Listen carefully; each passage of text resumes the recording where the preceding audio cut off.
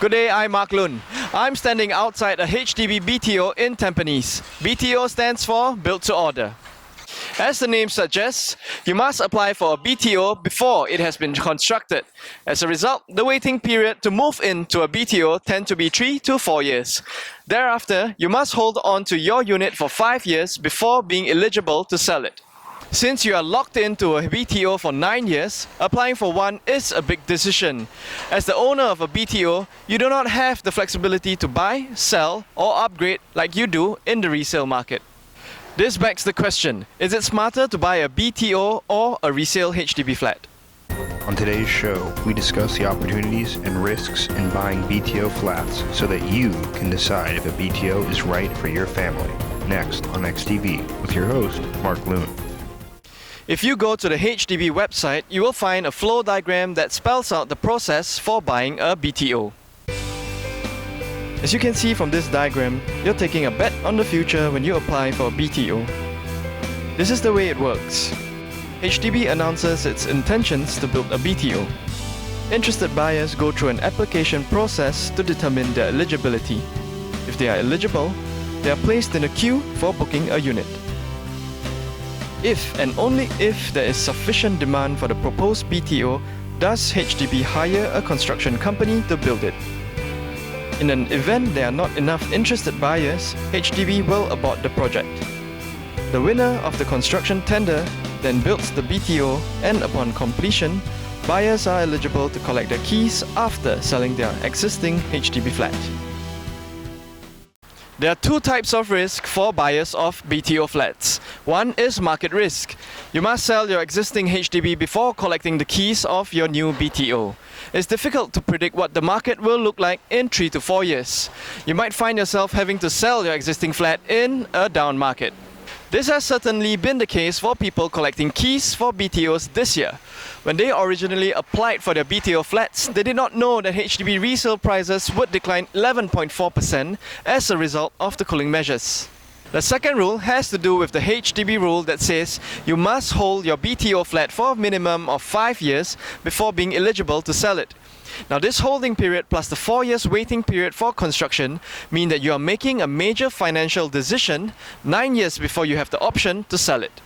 The risk of being locked in for a long holding period is you give up the freedom to take advantage of other market opportunities. For example, if you are in year 3 of your 5-year BTO holding period and identify an opportunity to sell your BTO at a good price to upgrade, you can't do that. In other words, you assume opportunity risk when you buy a HDB BTO. The BTO scheme is good for HDB in that the government does not need to construct the new building until it knows that it has enough occupants to make the financials work. In return for the buyer assuming market and opportunity risk, HDB subsidizes the purchase of BTO by offering it below market value. This can result in a typical savings of 18 to 33% of a comparable resale HDB flat of the same area. However, a discount on a BTO flat does not mean it is a better investment than a resale flat in a building with a proven track record. Therefore, before you buy a BTO, we recommend that you consult with trusted financial planners and property experts to try to answer the question, what will this BTO flat be worth in the open market 9 years from now? The answer to this question will then help you decide whether it is better to invest in a BTO or a resale HDB flat. Next, let's turn to Andrew Chi, Head of Valuations at SRX Property, to help us understand how to go about answering this question. Buying a BTO is not an easy decision because you are talking about something that is not yet built. There are many unknowns. Therefore, determining whether you should buy a BTO or a resale flat comes down to an informed judgment. In large part, it depends on your assessment of the future value of the BTO versus the future value of the comparable nearby HDB resale flat. I strongly recommend that you seek the advice of a licensed valuer to compare your options in terms of BTO and resale. Here is a list of questions that you should ask him or her. The first question is, what is the potential for the BTO's location? The valuer should discuss how the neighborhood MRT stations, shopping malls, parks, schools, and commercial centers will impact the potential for future capital appreciation of the BTO. The second question is, what are the comparables that you will use to ascertain the value of this BTO 9 years from now? The valuer should walk you through the historical performance of nearby resale comparables and existing BTOs either nearby or similar in nature somewhere else. He or she should tell you the historical appreciation for these comparables so you can gain an understanding of how the BTO might perform.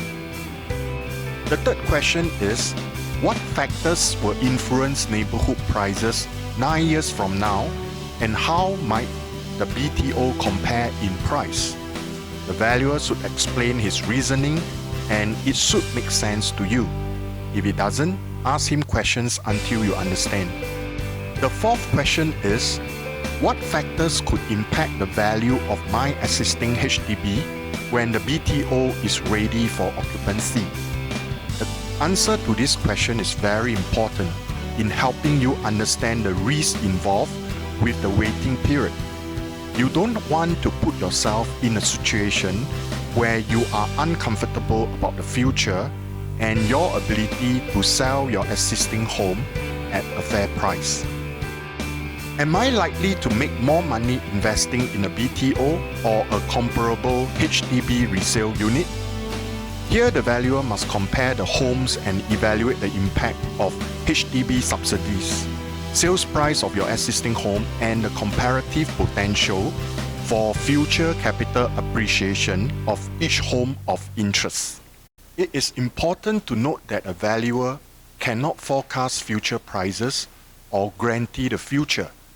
He can only give you an opinion of the factors that could contribute to the future capital appreciation of the BTO.